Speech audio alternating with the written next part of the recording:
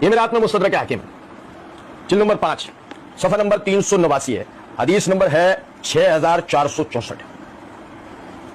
نبی صلی اللہ علیہ وسلم نے عقیل بن ابی طالب رضی اللہ تعالیٰ عنہ سے فرمایا، اے ابو یزید، معلومات کروائیں مرزا جی کے اکیڈمی کے باہر ایمبولینس سنیا رہی۔ عقیل بن ابی طالب کی کنیت کیا ہے؟ بیٹے کا نام کیا نکلا؟ یزید۔ اوہو، مرزا جی تو کہہ چکے، پڑھا نا ہم نے پارٹ میں، سلف میں کس نے اپنے بچوں کا نام یزید رکھا؟ صحابہ تابعین میں کس نے اپنے بچوں کا نام یزید رکھا؟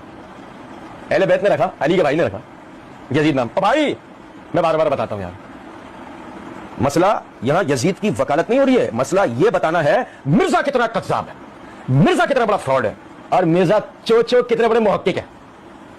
اور یہ بھی سمجھ میں آ گیا ہوگا عقیل بن ابی طالب کی طرفداری کیوں نہیں ہو رہی ہے؟ رافضیت ہر جگہ سے پھندے میں آتی ہے۔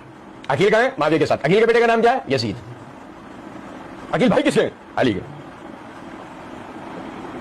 نبی صلی اللہ علیہ وسلم عقیل بن ابی طالب رضی اللہ عنہ کہتے ہیں، اے ابو یزید، میں تم سے دو طرفہ محبت کرتا ہوں۔ مرزا جی پچھلے دنوں کہہ رہے تھے علی کی جیسی توثیق آئی ہے نا، ایسی توثیق عثمان کی نہیں آئی ہے۔ اللہ کی قسم علی کے فضائل میں کوئی مقابلہ نہیں، لیکن مرزا جی جیسے رافضیوں نیم رافضیوں کی اوقات دکھانا مقصود ہے کہ جو توثیق اس روایت میں عقیل بن ابی طالب کی آ رہی ہے وہ توثیق تو کسی اہل بیت کسی صحابی کی نہیں آئی۔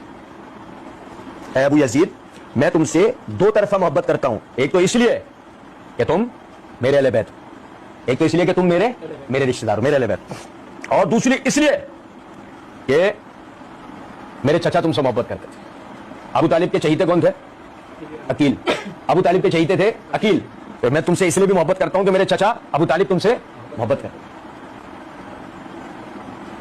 میں آپ لوگوں سے عرض کر رہا ہوں، مرزا جی نے پچھلے دنوں کہا تھا میں چیلنج دیتا ہوں، چلی میرے میدان عمل میں اترنے سے پہلے کسی نے من کنتا مولا کی بات کسی اہل حدیث عالم نے اپنے منبر سے سنائی ہو، ایسی میں آپ کو کہتا ہوں تحقیق کر لیں، مرزا کے آباء و اجداد میں بھی کسی نے کبھی عقیل بن ابی طالب کی فضیلت کی یہ روایت سنائی ہے؟